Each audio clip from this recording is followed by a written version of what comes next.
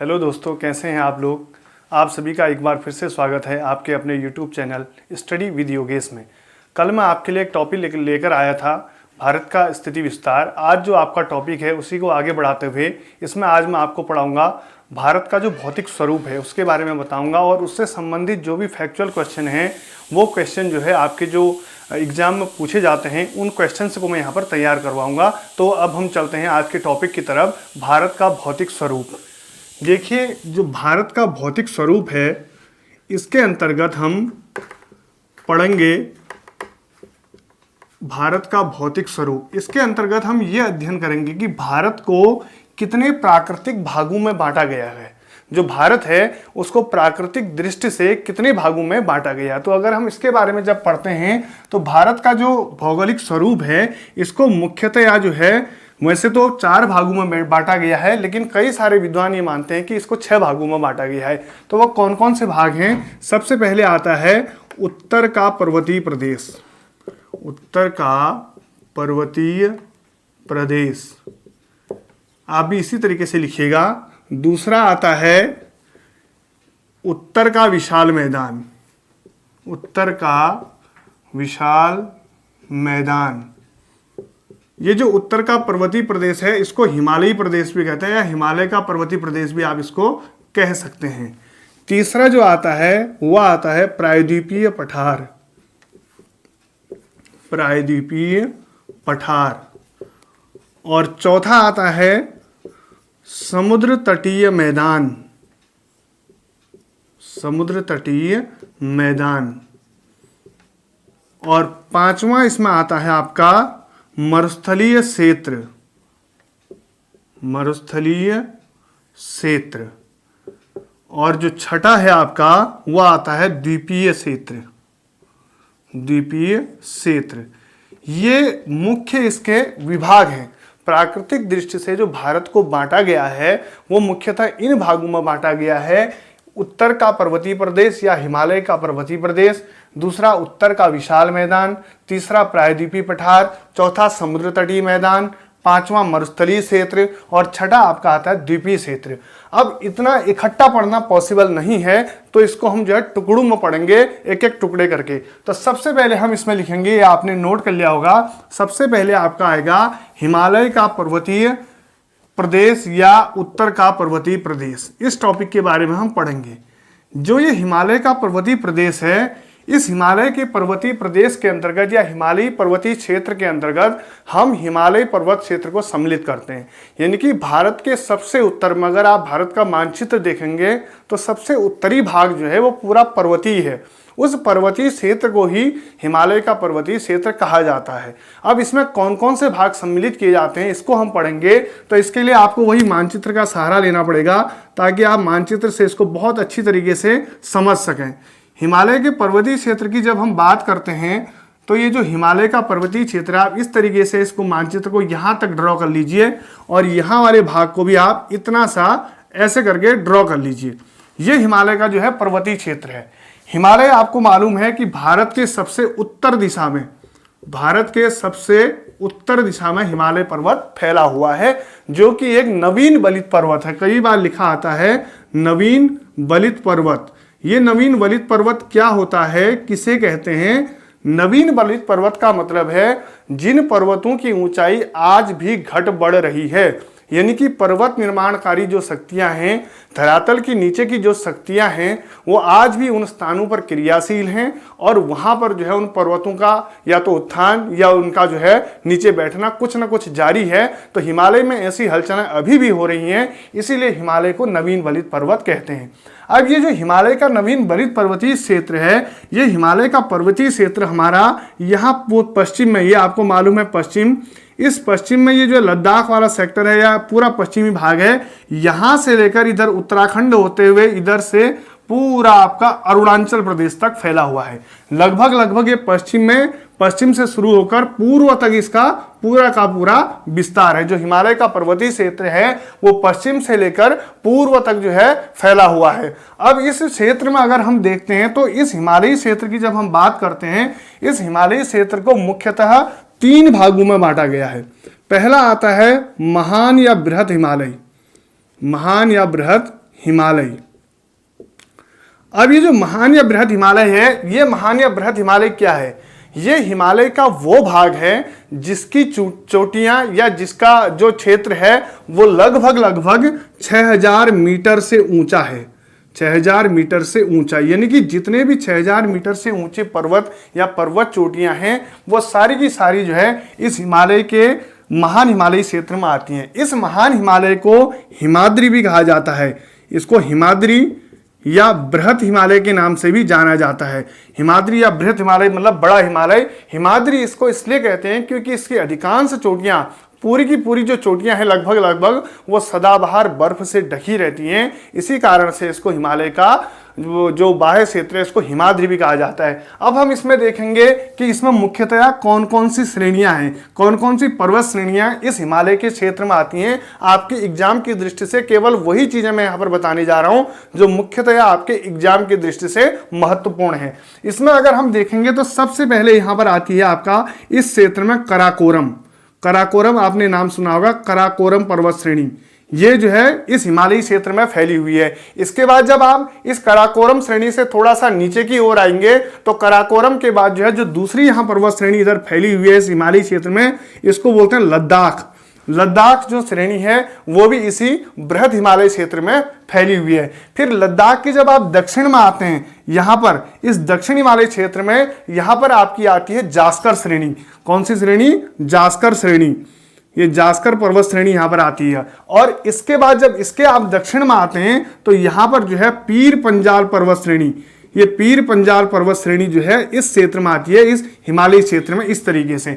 तो ये जो सबसे ऊपरी भाग है यानी कि हिमालय का जो सबसे उत्तरी भाग है, इस उत्तरी भाग में तमाम जो है पर्वत श्रेणियां स्थित हैं, जिनको जो है कराकोरम पर्वत श्रेणी सबसे उत्तर, उसके बाद उससे नीचे जो है आपका लद्दाख पर्वत श्रेणी, उसके बाद जास्कर पर्वत श्रेणी और उसके नीचे जो है आपका पीर पंजाल पर्वत श्रेणी है। अब हम इसकी बात करते हैं, इसके अलावा इसमें कौन कौन सी मुख्य चोटियां हैं। इस बृहद हिमालय क्षेत्र में सबसे बाहर वाले क्षेत्र में 6000 मीटर से ऊंची जो पर्वत चोटियां हैं उन चोटियों में कौन कौन सी हैं? इसमें एक तो यहां पर है केटू, जिसको गॉडविन आस्टिन भी कहते हैं। ये गॉडविन आस्टिन या केटू एक ही है जो कि भारत की सबसे ऊंची चोटी है। भारत में हिमालय की जो सबसे ऊंची चोटी है इसको केटू या गॉडविन आस्टिन के नाम से जाना जाता है। इसके अलावा अगर आप इससे आगे बढ़ेंगे, इधर की ओर आएंगे तो यहां पर जो नेपाल है, नेपाल वाले पोर्शन में इसके आगे बढ़ते हैं तो यहां पर जो है धौलागिरी और आपका जो है ये धौलागिरी होगी। धौलागिरी यहां पर जो है मुख्य चोटी है। धौलागिरी के अलावा जो है नेपाल में आपने माउंट एवरेस्ट, जो विश्व की सबसे ऊंची चोटी है, आपने माउंट एवरेस्ट का नाम आपने सुना होगा। माउंट एवरेस्ट जो वहां की मुख्य चोटी है। और इसके अलावा मकालू, यहां नेपाल में ये मकालू, ये सारी की सारी जो मुख्य चोटियां हैं ये इसी बृहद हिमालय क्षेत्र में है। और इस माउंट एवरेस्ट को जो है नेपाल में सागर माथा के नाम से जाना जाता है। इसको यहां पर कहा जाता है सागर माथा। इसके अलावा आपने उत्तराखंड के अंदर देखा होगा, यहां पर नंदा देवी और कामेत जो कि चमोली डिस्ट्रिक्ट में पड़ती हैं, ये जो मुख्य चोटियां हैं, ये मुख्य चोटियां भी हमारी जो है इसी पर्वत श्रेणी में फैली हुई हैं, जो कि भारत का या हिमालय का सबसे उत्तरी क्षेत्र है, जिसको हिमालय के उत्तरी क्षेत्र के नाम से जाना जाता है। इसके अलावा यहां पर आप देखेंगे सिक्किम में कंचनजंगा, कंचनजंगा का नाम आपने सुना होगा। ये कंचनजंगा जो चोटी है ये भी हमारी किस में फैली हुई है? इसी बृहद हिमालयी क्षेत्र में, या जो महान हिमालयी क्षेत्र है वो जो क्षेत्र है उसी क्षेत्र में ये फैली हुई हैं।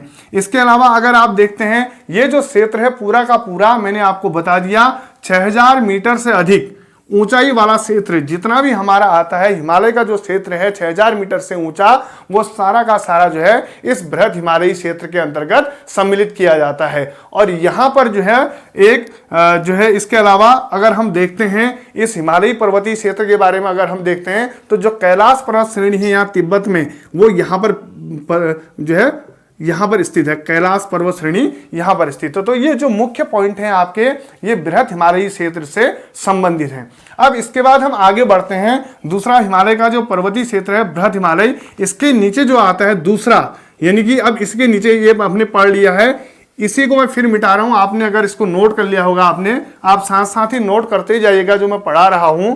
तो इसके बाद अगर हम जब दूसरी बात करते हैं तो महान हिमालय के जो दक्षिण में है, सबसे पहले महान हिमालय आया आपका। इस महान हिमालय के दक्षिण में जो दूसरी पर्वत चोटी है, जो श्रेणी है, उसको बोला जाता है लघु हिमालय। अब ये फिर वही आप मानचित्र का सहारा ले लीजिए, मानचित्र बनाइए हल्के से, क्योंकि एक साथ ही अगर मैं एक ही मानचित्र में सारी चीजें दर्शाऊंगा तो सारा घिचर पिचर हो जाएगा, आपके समझ में जो है क्लियरली नहीं आएगा कि किस तरीके से हम इसको समझें। अब जो ये माना समुद्र, ये महान हिमालयी क्षेत्र है, इस महान हिमालयी क्षेत्र के दक्षिण में ठीक इससे नीचे जो हिमालय की दूसरी पर्वत श्रेणी है, इस पर्वत श्रेणी को कहते हैं, या इस पर्वत श्रेणी का ये जो पर्वत श्रेणी है, इस पर्वत श्रेणी का नाम है लघु हिमालय। इसको लघु हिमालय या मध्य हिमालय के नाम से जाना जाता है। अब जो ये मध्य हिमालय है, इस मध्य हिमालय की अगर आप औसतन ऊंचाई देखते हैं तो यहां पर जो चोटियां स्थित हैं उनकी औसतन ऊंचाई जो है 1800 मीटर से 4700 मीटर तक है। यानी कि जो अधिकांश चोटियां इसकी हैं वो 1800 मीटर से 4700 मीटर तक के बीच में फैली हुई हैं। इसके अलावा जो ये लघु हिमालयी क्षेत्र है, इस लघु हिमालयी क्षेत्र को यहां पर अगर आप जम्मू और कश्मीर की बात करते हैं तो जम्मू कश्मीर में इसको पीर पंजाल कहा जाता है। क्या कहा जाता है? जम्मू कश्मीर में पीर पंजाल के नाम से इसको जाना जाता है। हिमालयी जो लघु हिमालयी क्षेत्र है उसको यहां पर पीर पंजाल के नाम से जाना जाता है। अगर इसके आगे हिमाचल में देखेंगे आप, हिमाचल प्रदेश, यहां पर इस हिमाचल प्रदेश में इसको धौलाधार श्रेणी के नाम से जाना जाता है। यह सब लघु हिमालय का भाग है। और यहीं पर आपका आता है उत्तराखंड। उत्तराखंड में इसको नागटिब्बा श्रेणी के नाम से जाना जाता है। और अगर आप इससे आगे चले जाएंगे, यहां पर कहा नेपाल वाले पोर्शन में अगर आप चले जाएंगे तो नेपाल में इसको जो है महाभारत रेंज, नेपाल में इसको कहते हैं महाभारत रेंज। इस महाभारत रेंज के नाम से जाना जाता है। यानी कि जो बृहद हिमालय के दक्षिण में जब नीचे की ओर आते हैं तो 1800 मीटर से 4700 मीटर तक की ऊंचाई की जो क्षेत्र हैं, पर्वतीय क्षेत्र हैं, उसको लघु हिमालय में जो है सम्मिलित किया जाता है। इस लघु हिमालय श्रेणी को जम्मू कश्मीर में पीर पंजाल के नाम से, आपका हिमाचल प्रदेश में धौलाधार के नाम से, उत्तराखंड में नागटिब्बा के नाम से, और जो है आपका नेपाल में इसको महाभारत रेंज के नाम से जाना जाता है। यहां तक मैं समझता हूं कि आपको समझ में आ गया होगा। इसके अलावा जितने भी हमारे जो मुख्य शहर हैं आपके, जो जैसे नैनीताल हो गया, नैनीताल आपका, इसके अलावा आगे रानीखेत, नैनीताल हो गया, रानीखेत हो गया, कौसानी हो गया, इतनी हाइट के जो क्षेत्र हैं हमारे उत्तराखंड की, ये सारे के सारे क्षेत्र जो है, अल्मोड़ा भी है इसमें, जैसे अल्मोड़ा है, ये इस ऊंचाई तक के जो क्षेत्र हैं ये सारे के सारे हमारे कहाँ स्थित हैं?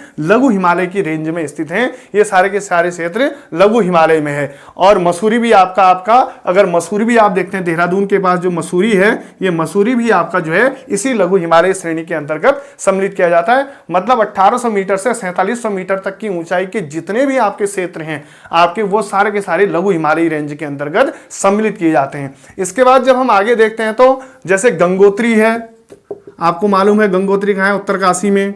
यमुनोत्री है। ये जो ग्लेशियर हैं, जैसे गंगोत्री हो गया, यमुनोत्री हो गया, ये ग्लेशियर हो गए। इसके अलावा जो हमारे केदारनाथ है और यहां पर बद्रीनाथ है, ये जो मुख्य स्थल हैं, केदारनाथ, बद्रीनाथ, यमुनोत्री, गंगोत्री, ये सारी की सारी चीजें हमारी कहां पर बसी हुई हैं? इसी लघु हिमालयी क्षेत्र में। तो इस लघु हिमालयी क्षेत्र से भी मुख्य पॉइंट आपको समझ में आ गए होंगे। अब हम इसके बाद आगे बढ़ेंगे। इसके दक्षिण में इसी लघु हिमालय श्रेणी जो हमारी यहां पर बृहद हिमालय आपने पढ़ा, लघु हिमालय आपने पढ़ा। इसके बाद जब हम इसके ढलान की ओर आते हैं, नीचे की ओर आते हैं, एक चीज और इसमें ध्यान रखने वाली बात है कि लघु हिमालय के जो ढलान हैं, इन लघु हिमालय के ढलानों में, यानी कि जो नीचे नीचे जब ढलान आते रहते हैं तो यहां पर मखमली घास के मैदान पाए जाते हैं। मखमली घास, बिल्कुल मखमली घास के मैदान पाए जाते हैं। तो इन मखमली घास के मैदानों को मर्ग और बुग्याल कहा जाता है। आपने बुग्यालों का नाम सुना होगा। यहां उत्तराखंड में बुग्याल इनको कहा जाता है उत्तराखंड में। और जो मर्ग कहा जाता है, ये मर्ग इनको कहा जाता है जम्मू और कश्मीर में। जम्मू कश्मीर में इनको मर्ग के नाम से जाना जाता है। यानी कि हिमालय के जो लघु हिमालय है उसके जो ढलान है, उन ढलानों में जो छोटी छोटी मखमली घास के मैदान पाए जाते हैं, उन मखमली घास के मैदानों को जम्मू कश्मीर में मर्ग के नाम से और उत्तराखंड में जो है बुग्याल के नाम से जाना जाता है। अब इसके बाद हम आगे देखेंगे। इसके बाद जो आपका आता है लघु हिमालय, आपने पूरा पढ़ लिया, मेन तथ्य जो है लघु हिमालय के आप समझ चुके होंगे। अब इसके बाद जो हिमालय की तीसरी श्रेणी आती है दक्षिण की ओर, ये सब उत्तर से दक्षिण की ओर हैं, इसको कहा जाता है शिवालिक श्रेणी या शिवालिक हिमालय।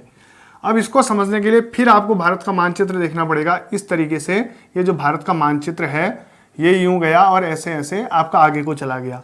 अब ये जो श्रेणी है शिवालिक श्रेणी, ये सबसे पहले आपका आया महान हिमालय, इसके नीचे आपका आया लघु हिमालय। अब इसके नीचे का जो क्षेत्र है, ये वाला जो क्षेत्र है, इसको हम कहते हैं शिवालिक हिमालय। यानी कि जो सबसे दक्षिणी भाग है हिमालय के पर्वतीय प्रदेश का, जो सबसे दक्षिणी भाग है, उस दक्षिणी भाग को शिवालिक हिमालय के नाम से या शिवालिक श्रेणी के नाम से जाना जाता है। ये जो शिवालिक हिमालय है, इसकी औसत ऊंचाई 900 से 1100 मीटर, 900 से 1100 मीटर तक के मध्य, यानी कि शिवालिक हिमालय की जो औसत ऊंचाई है ये जो है मुख्यतः 900 से 1100 मीटर के बीच है, या 900 से 1100 मीटर तक अधिकांश इसकी ऊंचाई बनी हुई है।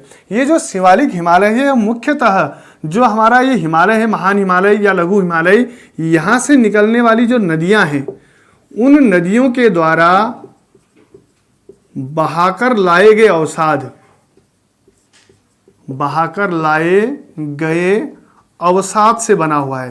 यानी कि जो हिमालय का ये वाला क्षेत्र है, ये लगभग जो है इन जो नदियां हमारे हिमालय पर्वत से निकलती हैं वो अपने गिरिपादों में, गिरिपाद का मतलब क्या होता है, गिरि मतलब पर्वत और गिरिपाद एक साथ लिखोगे, इसका जो पैर होता है, पैर यानी कि कोई पहाड़ अगर ऐसे स्थित है तो इसका पैर कहां पर हो गया, ये नीचे इस वाले क्षेत्र में जितना भी अपने साथ ऊपर से नदियां आती हैं। देखिए आपने देखा होगा जब नदी ऊपर से ढलान वाले क्षेत्र से जब नदी आती है तो बहुत सारा अपने साथ कंकड़ पत्थर बजरी सब बहाकर लाती है, मिट्टी बहाकर लाती है। लेकिन जैसे ही मैदान वाले क्षेत्र में प्रवेश करती है, थोड़ा सा भी मैदानी एरिया आता है तो कंकड़ पत्थर को बहाकर ले जाने की क्षमता उसकी समाप्त हो जाती है और धीरे धीरे वो क्या करती है, उन कंकड़ पत्थर या मिट्टी को जो है हल्का भी जहां मैदान मिलना शुरू होता है उन मैदानी क्षेत्रों में बिछाना प्रारंभ कर देती है। तो इस जो शिवालिक हिमालय है, इस शिवालिक का हिमालय का जो निर्माण हुआ है वो इन्हीं हिमालय से बहकर आने वाली नदियों के द्वारा हुआ है। अब ये जो शिवालिक हिमालय है,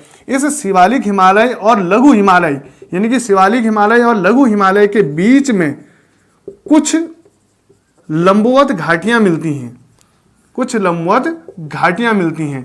इन जो घाटियां हैं, इन घाटियों को अगर हम देखो, इन घाटियों को पूर्व में द्वार और पश्चिम में दून के नाम से जाना जाता है। पूर्व में इनको द्वार कहते हैं, जैसे हरिद्वार, इसका उदाहरण ले लीजिए, और पश्चिम में जब इसको देखेंगे आप, पश्चिम में इसको क्या कहा जाता है, दून, यानी कि दून के नाम से जाना जाता है, जैसे देहरादून, कोटली दून।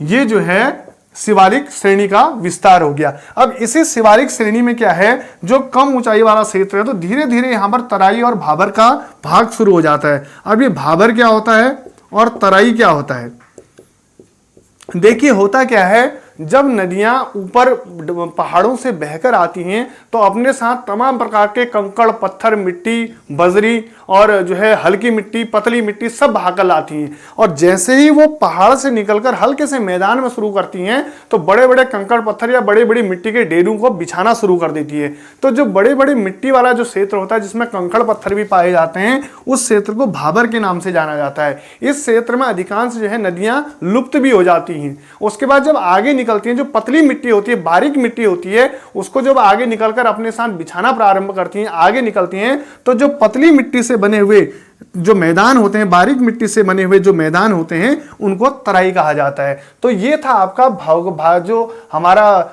हिमालय का पर्वतीय क्षेत्र है, उस हिमालय का जो पर्वतीय क्षेत्र ऊंचाई के आधार पर जो हमने डिवाइडेशन किया था इसका, वो यह है 3 भागों में। सबसे ऊपर आपका आ गया महान हिमालय, उसके बाद आपका आ गया लघु हिमालय, उसके बाद आपका यहां पर आ गया शिवालिक हिमालय। मैं समझता हूं यहां तक आपके समझ में आ गया होगा। अब इसके बाद एक चीज और देखिए, इसमें होता क्या है कि जो ये हिमालय का पर्वतीय क्षेत्र है, इस हिमालय के पर्वतीय क्षेत्र को नदियों के आधार पर भी पूर्व से पश्चिम या पश्चिम से पूर्व की ओर बांटा गया है।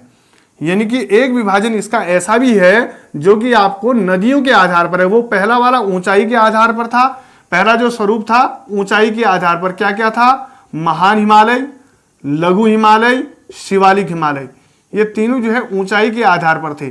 अब हम जब बात करते हैं इसकी नदियों के आधार पर, नदियों के बहने वाले क्षेत्र के आधार पर, तो आपने देखा होगा इसमें सिंपली यहां पर सबसे पश्चिम में देखिए, पश्चिम से पूर्व की ओर हम जाएंगे, पश्चिम से पूर्व, बहुत सिंपल है, पश्चिम से पूर्व की ओर जाएंगे। यहां पश्चिम में आपने देखा होगा ऐसे करके सिंधु नदी बहती है। इस सिंधु नदी से यहां जो है सतलज नदी आती है। सिंधु से सतलज के बीच का जो भाग है इसको पंजाब या कश्मीर हिमालय कहा जाता है। कभी आपसे पूछता है कि कश्मीर हिमालय किन किन नदियों के बीच है, तो सिंधु और सतलज नदी के बीच का जो भाग है इसको पंजाब या कश्मीर हिमालय कहा जाता है। इसके बाद ये आपकी सतलज होगी, ये आपकी सिंधु होगी। इस सिंधु नदी से लेकर यहां पर जो नेपाल से आने वाली नदी है काली नदी, इस काली नदी तक का जो क्षेत्र है, सॉरी मैंने इधर को कर दिया, ये जो काली है, इस काली नदी तक का जो क्षेत्र है इसको कहा जाता है कुमाऊं हिमालय। इसको कुमाऊं हिमालय के नाम से जाना जाता है, ठीक है। और इसके बाद काली नदी से लेकर यहां पर है सिक्किम से होते एक नदी आती है तिस्ता। कौन सी नदी आती है? तिस्ता। इस तिस्ता नदी तक का जो क्षेत्र है, काली नदी से लेकर तिस्ता नदी तक का ये वाला जो क्षेत्र है इसको कहा जाता है नेपाल हिमालय, नेपाल हिमालय। और इस तिस्ता नदी से लेकर यहां पर ब्रह्मपुत्र की सहायक नदी अरुणाचल प्रदेश में आती है जिसको बोलते हैं दिहांग नदी। ये जब नदी वाला चैप्टर पढ़ाएंगे तो आपके समझ में आएगा। यहां से लेकर यहां तक का जो क्षेत्र है इसको कहा जाता है आपका जो असम हिमालय, ये असम हिमालय के नाम से जाना जाता है। अब इसमें भी एक विशेषता यह है कि पंजाब या कश्मीर हिमालय है, यहां पर जो है सर्वाधिक चौड़ाई है, इस वाले पोर्शन में सर्वाधिक चौड़ाई देखने को मिलती है। ये जो कुमाऊं हिमालय है, इस कुमाऊं हिमालय वाले क्षेत्र की अगर हम बात करते हैं तो कुमाऊं हिमालय में सर्वाधिक क्या है? ग्लेशियर, सबसे ज्यादा हिमनद इस क्षेत्र में देखने को मिलते हैं। अगर ये जो नेपाल हिमालय है, इस नेपाल वाले हिमालय में जो है सर्वाधिक ऊंची चोटियां हैं, यहां पर सर्वाधिक ऊंचाई देखने को मिलती है। और जो लास्ट में असम वाला हिमालय है, इस हिमालय में सर्वाधिक जैव विविधता देखने को मिलती है, सर्वाधिक बायोडाइवर्सिटी जो होती है, जैव विविधता वो देखने को मिलती है। वो क्यों होता है ऐसा, इसको मैं फिर कभी आपको आगे बताऊंगा। तो ये जो आपका मुख्य है, अगर आप सिंपली पश्चिम से पूर्व की ओर नदियों के आधार पर जो डिवाइडेशन इसका देखेंगे तो उसमें सबसे पहले आपका सिंधु नदी से लेकर सतलज नदी तक पंजाब या कश्मीर हिमालय आता है। इसके बाद सतलज नदी से लेकर आपका काली नदी तक का जो भाग है उसको कुमाऊं हिमालय के नाम से जानते हैं। फिर काली से तिस्ता नदी तक का जो भाग है उसको नेपाल हिमालय के नाम से जानते हैं। और उसके बाद तिस्ता से लेकर दिहांग नदी तक का जो भाग है उसको असम हिमालय के नाम से जाना जाता है। अब इसके बाद देखिए, इसके बाद जो आपका आता है हिमालय का पर्वतीय क्षेत्र आपने पढ़ा, इसका दूसरा पोर्शन है उत्तर का विशाल मैदान। उत्तर का विशाल मैदान ये दूसरा भाग है। यानी कि हिमालय के पर्वतीय क्षेत्र के दक्षिण में, अगर हम भारत के मानचित्र की बात करते हैं तो इसके दक्षिण में उत्तर का जो विशाल मैदान है वो हिमालय पर्वतीय क्षेत्र के दक्षिण में फैला हुआ है। यानी कि हम कहाँ से कहाँ को बढ़ रहे हैं, उत्तर से दक्षिण की ओर हम इसको सीखते जा रहे हैं कि कौन सी चीज़ कहाँ पर फैली हुई है। इतना हम इसको मानचित्र को देखेंगे। इस तरीके से आप मानचित्र को समझेंगे तो आपको बहुत आसानी से जो है ये समझ में आ जाएगा। अब देखिए, जो उत्तर का विशाल मैदान है, ये उत्तर का विशाल मैदान यहाँ मैंने आपको बता रखा था कि ये पूरा का पूरा हिमालय का पर्वतीय क्षेत्र है। यानी कि इसको तो हमने बोल दिया हिमालय का पर्वतीय क्षेत्र, ये हिमालय का पर्वतीय क्षेत्र हो गया। इस हिमालय के पर्वतीय क्षेत्र के जस्ट दक्षिण में, यानी कि इसके नीचे इस वाले पोर्शन में, यहाँ इस वाले पोर्शन में जो है एक उत्तर का विशाल मैदान फैला हुआ है, एक मैदानी क्षेत्र यहाँ फैला हुआ है जिसको बोलते हैं उत्तर का विशाल मैदान। ये एक मैदानी क्षेत्र है। इस उत्तर का जो ये विशाल मैदान है, इस विशाल मैदान का जो टोटल आपका क्षेत्रफल है वो लगभग है आपका 7 लाख वर्ग किलोमीटर। 7 लाख वर्ग किलोमीटर इसका टोटल क्षेत्रफल है इस उत्तर के विशाल मैदान का। उत्तर का विशाल मैदान जो है वो लगभग 7 लाख वर्ग किलोमीटर में फैला हुआ है।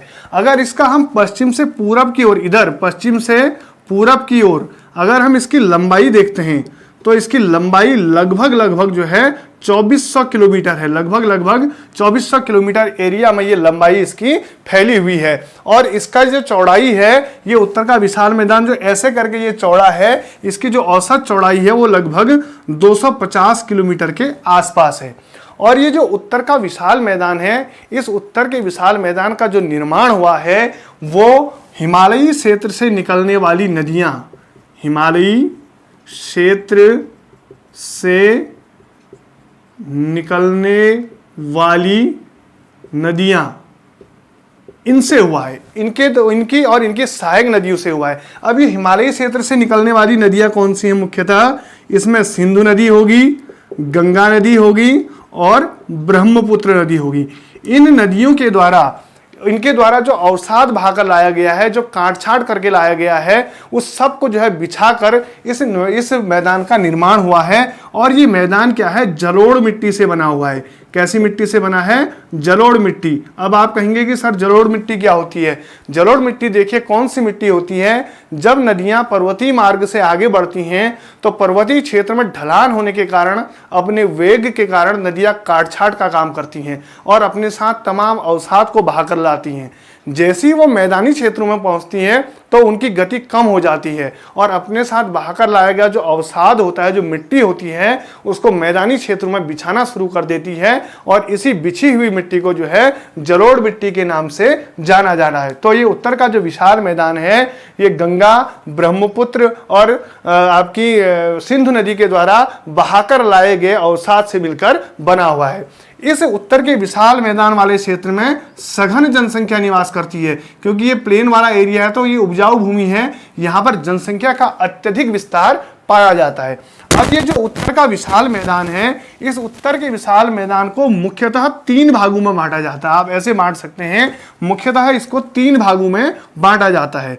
पहला देखिए इसका सबसे पश्चिमी एरिया, जो सबसे इधर वाला भाग है, सबसे पश्चिमी एरिया जो इधर का है, इसको पश्चिमी भाग को जो है पंजाब का मैदान, पंजाब का मैदान कहते हैं। यानी कि ये जो सबसे पश्चिमी वाला एरिया है, ये वाला भाग जो है इधर को, ये पश्चिमी वाला भाग है। इस पश्चिमी भाग को पंजाब के मैदान के नाम से जाना जाता है। यहाँ पर मैंने पंजाब का मैदान लिखा है, शायद आपको दिखाई दे रहा होगा। ये जो पंजाब का मैदान है, ये मुख्यतः पंजाब और पाकिस्तान, अधिकांश हिस्सा इसका पाकिस्तान में आता है। और यहाँ पर जो है सर्वाधिक मात्रा में क्या है? दोआब हैं।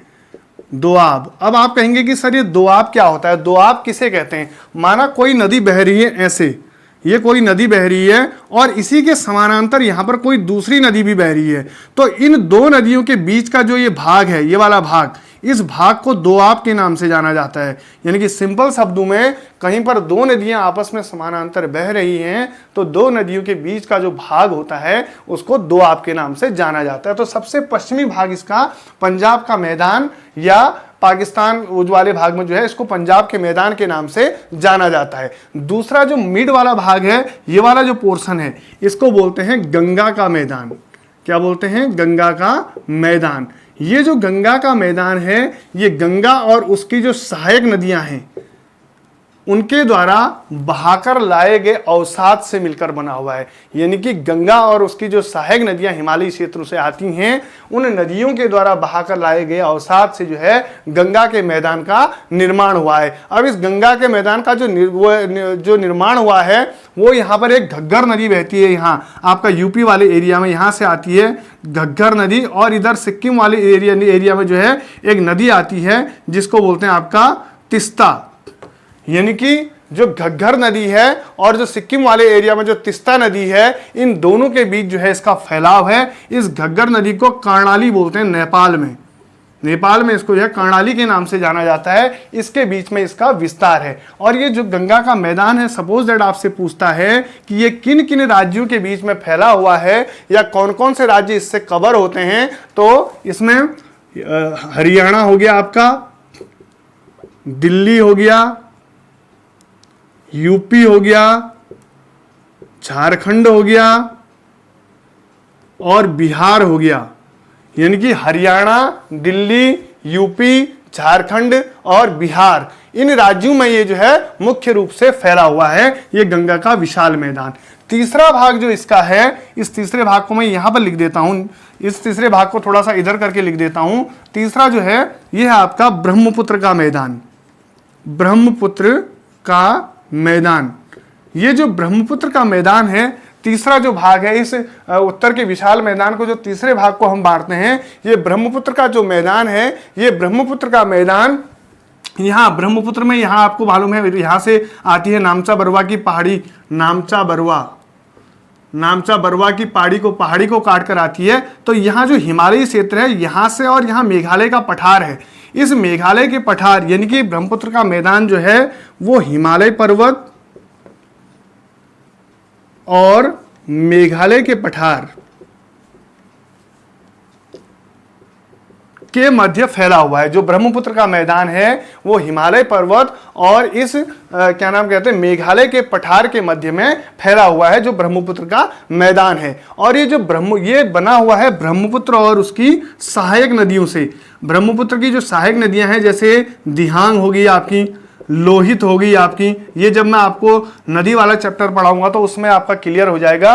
इन नदियों के द्वारा बहाकर लाए गए अवसाद से इसका निर्माण हुआ है। और ये जो ब्रह्मपुत्र नदी है, इस ब्रह्मपुत्र नदी के द्वारा यहाँ पर असम वाले राज्य में एक सबसे बड़े नदी द्वीप का निर्माण किया गया है, जो विश्व का सबसे बड़ा नदी द्वीप है, जिसको कहते हैं माजुली।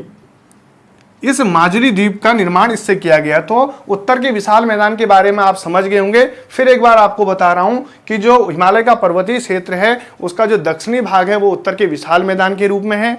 इस मैदान का निर्माण गंगा, ब्रह्मपुत्र और उसकी सहायक नदियों और सिंधु नदी के द्वारा बहाकर लाए गए अवसाद के द्वारा बना है। और यहाँ पर जो मुख्य है, इसको 3 भागों में इस मैदान को बांटा गया है, पंजाब का मैदान, गंगा का मैदान और जो है आपका ब्रह्मपुत्र का मैदान, जो और ब्रह्मपुत्र नदी के द्वारा माजुली द्वीप का निर्माण किया गया है। तो इससे संबंधित आप चीजें समझ सकते हैं कि जैसे आपसे पूछ लेगा सपोज दैट गंगा का मैदान जो है वो किन किन राज्यों में जो है फैला हुआ है या किन राज्यों में नहीं फैला है। ब्रह्मपुत्र का मैदान है वो किस क्षेत्र में फैला हुआ है, वो किन नदियों के द्वारा बहाकर लाया गया है, या उत्तर का जो विशाल मैदान है उसका क्षेत्रफल कितना है। तो यहां तक आप जो है समझ गए होंगे। अब इसके बाद थोड़ा सा देखेंगे हम कि जो बांगर और खादर है वो क्या है। इस क्षेत्र में बांगर और खादर 2 चीजें और हैं।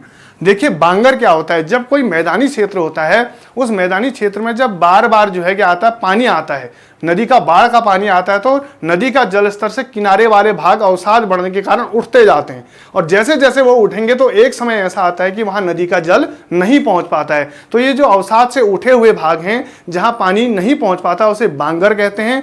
और जहां नदी का जल पहुंच जाता है वर्तमान समय में, जहां पतली मिट्टी बिछी होती है, उसको खादर के नाम से जाना जाता है। अब देखिए इसके बाद अब जो है हम आगे पढ़ेंगे। देखिए जो तीसरा पोर्शन आता है आपका उत्तर का विशाल मैदान के बाद, वो आता है प्रायद्वीपीय पठार, जिसको हम जो बोलते हैं प्रायद्वीपीय पठार।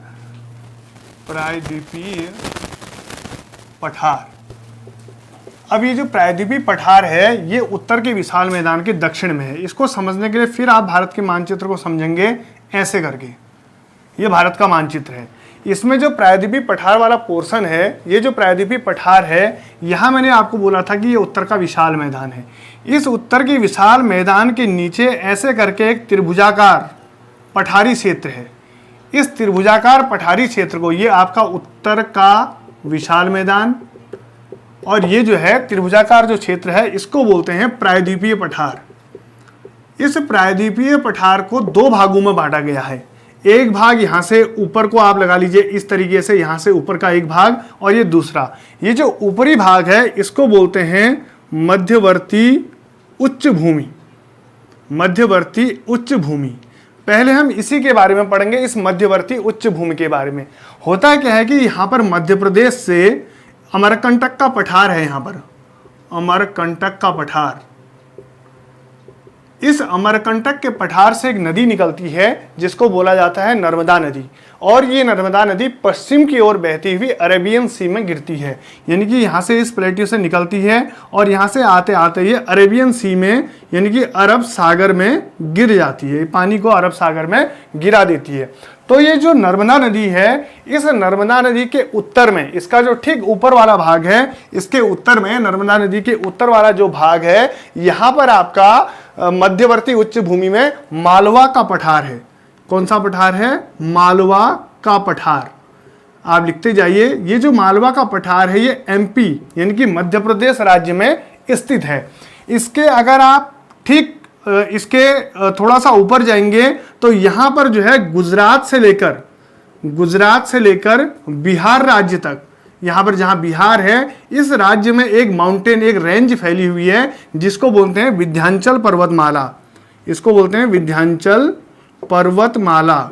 ये जो विंध्याचल पर्वतमाला है ये उत्तर भारत को दक्षिण भारत से अलग करती है, यानी कि उत्तर भारत और दक्षिण भारत को अलग करने वाली जो रेंज है वो यही विंध्याचल पर्वतमाला है। इसी नर्मदा नदी की घाटी के अगर आप इधर विंध्याचल पर्वत के आप उत्तर पश्चिम में चले जाएंगे इस वाले पोर्शन में, तो ये उत्तर पश्चिम वाला जो पोर्शन है यहाँ है आपका अरावली पर्वत श्रेणी। अरावली पर्वत श्रेणी जो कि प्राचीनतम पर्वत श्रेणियों में से है, प्राचीनतम पर्वत श्रेणी में है। ये आपका यहाँ गुजरात से लेकर राजस्थान होते हुए दिल्ली तक गई है। ये सबसे प्राचीन पर्वत श्रेणी है और इसी में जो माउंट आबू आपने नाम सुना होगा, माउंट आबू इसी में स्थित है। इसकी सर्वाधिक जो सबसे ऊंची चोटी है वो है आपका गुरु शिखर, लगभग 1722 मीटर ऊंची ये है। ये गुरु शिखर जो पर्वत चोटी है इसी माउंट आबू में स्थित है और यहीं पर जो है इसी अरावली पर्वतमाला में यहाँ पर जो है आपने दिलवाड़ा का जैन मंदिर, दिलवाड़ा जैन मंदिर, ये भी जो है आपका यहीं पर बसा हुआ है इसी में।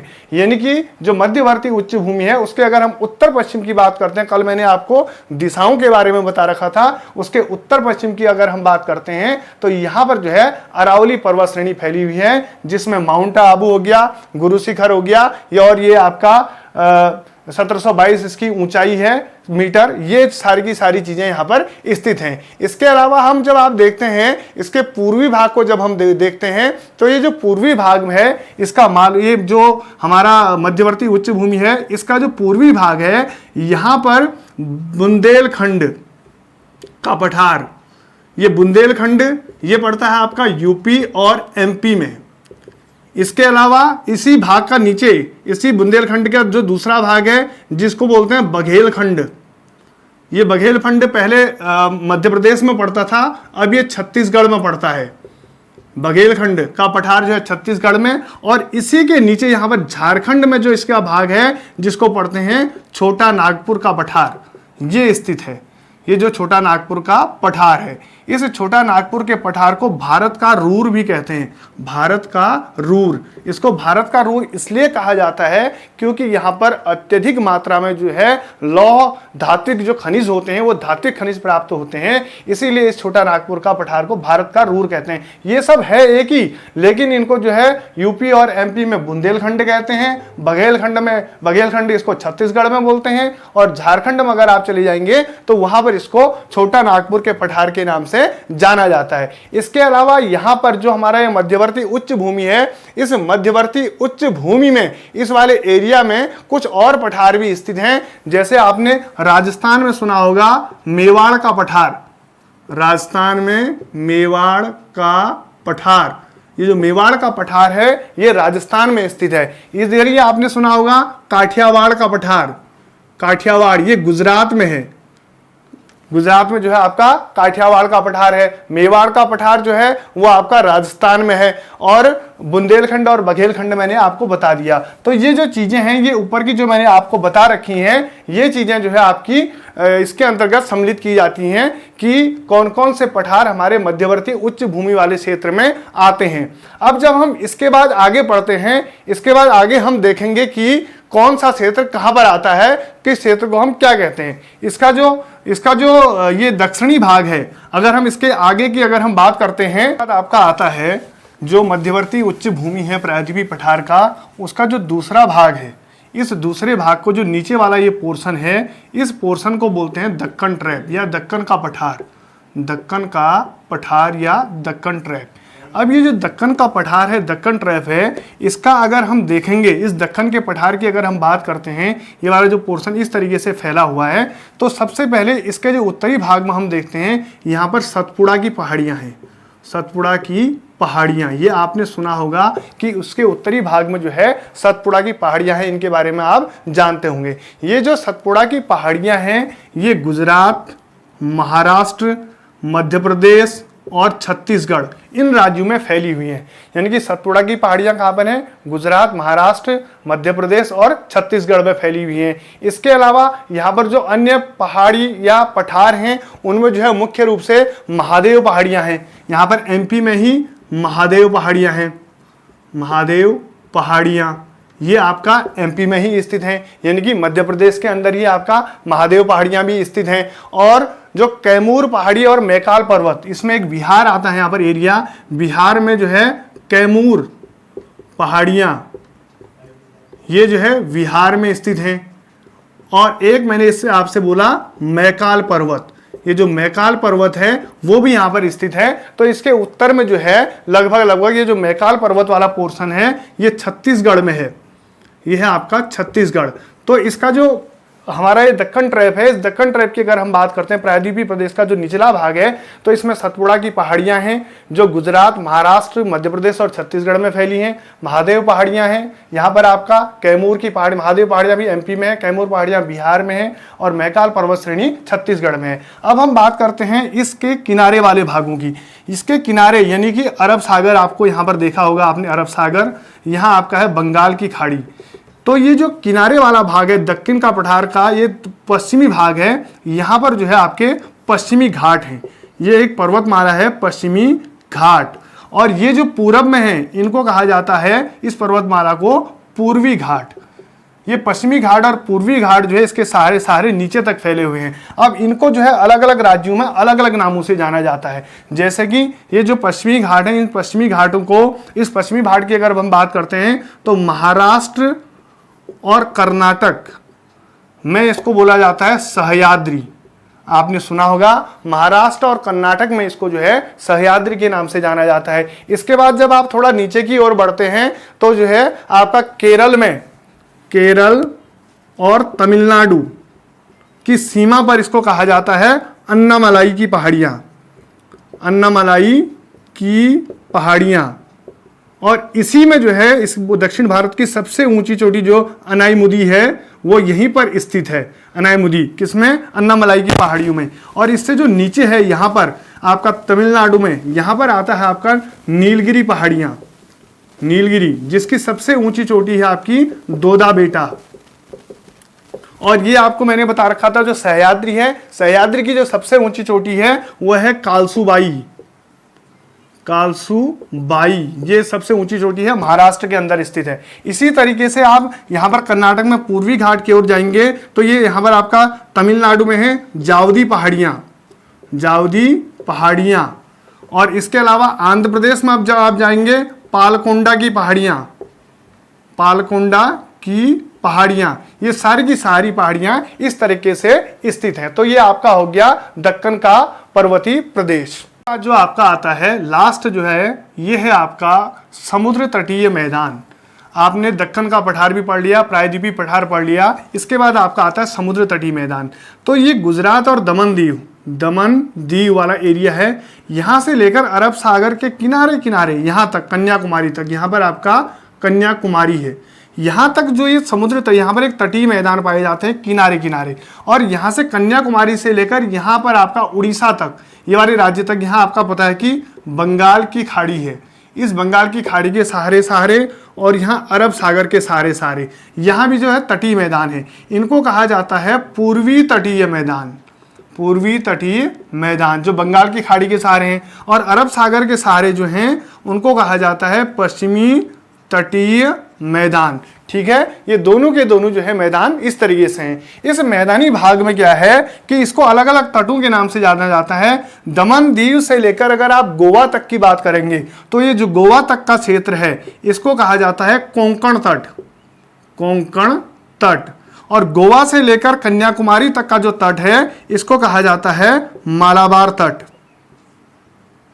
इसके अलावा कन्याकुमारी से लेकर यहां आंध्र प्रदेश तक का जो तट है इसको कहा जाता है कोरोमंडल तट।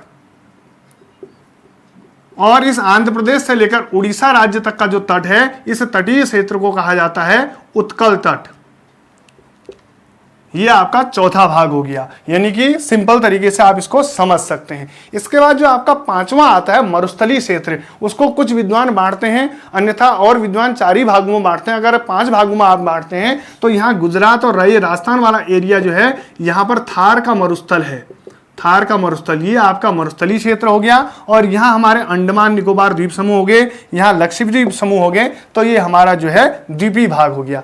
तो ये था आपका आज का टॉपिक, जो कि उत्तर के विशाल मैदान से जो भारत का प्राकृतिक जो विभाजन है उसके आधार पर था। अगर इसको कक्षा में पढ़ाया जाता तो ये कम से कम 4 दिन इस टॉपिक को पढ़ाने में लगते हैं, लेकिन आपकी सहूलियत के लिए, आपकी परीक्षा के दृष्टिकोण से मैंने मुख्य तथ्यों को इसमें जो है निकालने की कोशिश की है। और आप सभी लोग तैयारी कर रहे हैं, मुझे आशा ही नहीं पूर्ण विश्वास है कि फैक्चुअल क्वेश्चन इससे आप आसानी से निकाल लेंगे। और जो कुछ छूटे होंगे तो उसको आप अन्य किताबों से पढ़ रहे होंगे। जहाँ तक मेरा ख्याल है आप लोगों को ये चीज़ें समझ में आई होंगी। बहुत बहुत धन्यवाद आपका।